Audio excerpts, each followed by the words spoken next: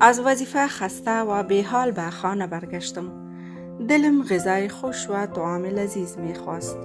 ولی وقتی خانمم غذای را آورد، غذای بود بی مزه و بی نمک. البته چند روز پیش نیز با هم دعوای ما شده بود.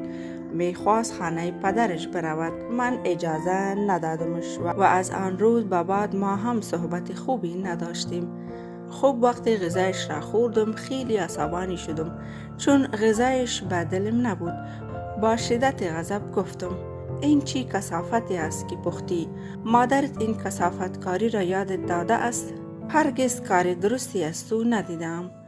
هیچ نگو، فقط اشک در چشمانش حمله ور شده بود. فکر می کردم وی به بی‌توجهی و بی‌حرمی هایم عادت کرده است.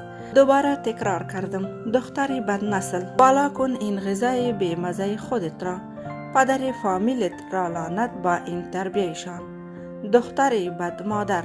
کسانی که سرسفره بودن با چشم حقارت آمیز به طرف خانمم نگاه می کردن، اما باز هم خانمم هیچ چیزی نگفت. فقط از جایش برخواست، بدون هیچ حرفی رفت در اتاق من. بعد از ساعتی منم در اتاق دنبالش رفتم. بر تخت ساکت خوابیده بود. به قصد این که زخم زبان زده باشم گفتم: چگونه راحت خوابیده، مانند فاحشه های بی خیال. باز هم هیچی نگفت. حیرت کردم از حوصله‌اش. نزدیک رفتم و با تکان محکم گفتم: برخیز از اینجا، من خواب می کنم.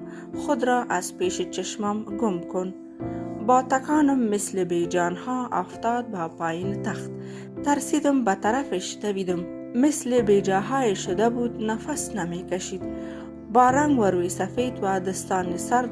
آره، واقعا او مرده بود. براستی که مرده بود، بدون خودکشی یا ضربه ای. تا آن زمان نمی دانستم زنان از بیمهری اینقدر آسان می میرند. ای کاش کمی مهربان تر می بودم.